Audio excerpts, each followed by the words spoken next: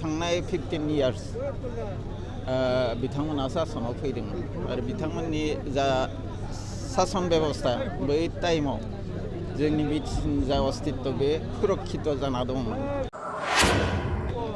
नाथाय दिनै बे इउपिपिएल पलिटिकेल पार्टिया जोंनि बिटिसिनि जा आवगायनि थाखानाय पावार एन्ड फांसन बेखौ खहा खालामदों। आल्टिमेट अबस्थायाव दङ आरो बिटिसिनि अल पावारा ट्रेन्सफार होनना बुंजायो। गिबियावनो आं साख्रि मावोमोन। रिटायारमेन्टआ 2021 नभेम्बराव जाबाय।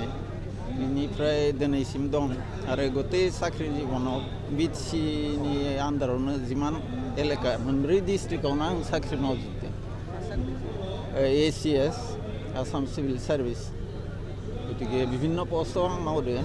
एक्सट्रा एसिस्टेन्ट कमिशनार आरम्भ खालामनानै BDO circle officer SD civil ADC जोबथारनायाव BTCआव सेक्रेटारि हिसाबै साख्रि मावदों।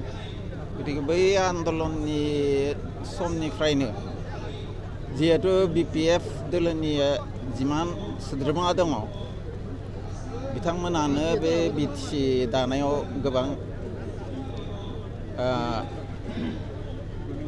आन्दलन खालामनायनि गेजेरजों बे बिटिसिखौ लाबोदों आरो थांनाय 15 years बिथांमोना सासनाव फैदोंमोन आरो बिथांमोननि जा सासन बेबस्था बै टाइमाव जोंनि बिटिसिनि जा अस्तित्व बे सुरक्षित जाना दंमोन। नाथाय दिनै बे इउपिपिएल पलिटिकेल पार्टिया सरकार दानायनि गेजेरजों जोंनि बिटिसिनि जा आवगायनि थाखानाय पावार एन्ड फांसन बेखौ खहा खालामदों। बे जोंनि बिटिसिनि अथरिटिनि बाहेराव स्टेट लेभेलसिम ट्रेन्सफार खालामनायखौ जों नुबोदों। गतिके बे अबस्थायाव जोंनि जा गोबां हानजानि गेजेरजों माने आन्दलननि गेजेरजों सोरजिनाय बिटिसिखौ बेबायदि हरखाबै पावारलेस खालामनायाव आंल' नङा जोंनि बिटिसि बाखि जिमान जनगण दङ रायजो राजा दङ सेबां गासैयाबो दुखु मोनदों। गतिके बे फारसे जों दा बे अबस्थायाव बिटिसिखौ बोरै आवगायनि जा परिस्थिति आवगायनि जा स्टेटास बेखौ फिन लाबोफिननो हायो बेनि थाखाय जों नाजानाया मोजां आरो बेखौनो साननानै रायजोनि गेजेराव हाबना बे बाथ्राखौ फोरमायथिनायनि गेजेरजों रायजोखौ खौसेथि खालामनो नाजानायनि थांखि लानानै BPF पार्टिया दिनै आनुष्ठानिक भाबे जगदान खालामदों। आल्टिमेटलि जों थानाय टाइमावनो 16टा डिपार्टमेन्टखौ ट्रेन्सफार खालामदों। दा खोनानाय मथे जोंनि जा बिटिसिनि एरियायाव साख्रि मावनाय आरो सेक्रेटारियाव साख्रि मावनाय बिथांमोननि दरमायाबो जोंनि सेक्रेटारियेटनिफ्राय जाला, बियो स्टेट लेभेलनिफ्राय जायो।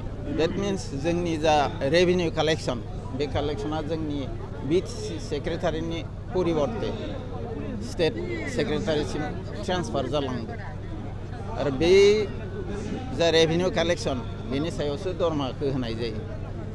बाखिथ' एग्रिकालसारानो जा दायो बे मुहुर्तआव जुदिअ मोनसे मोननै बिदि दं बे थानाय थायो एखे बाथ्रा।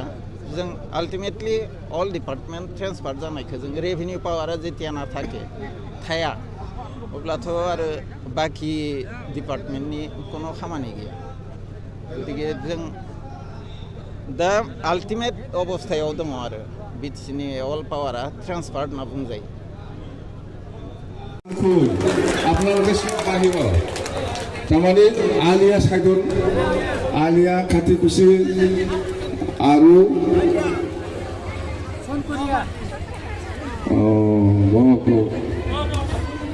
ভাল কথা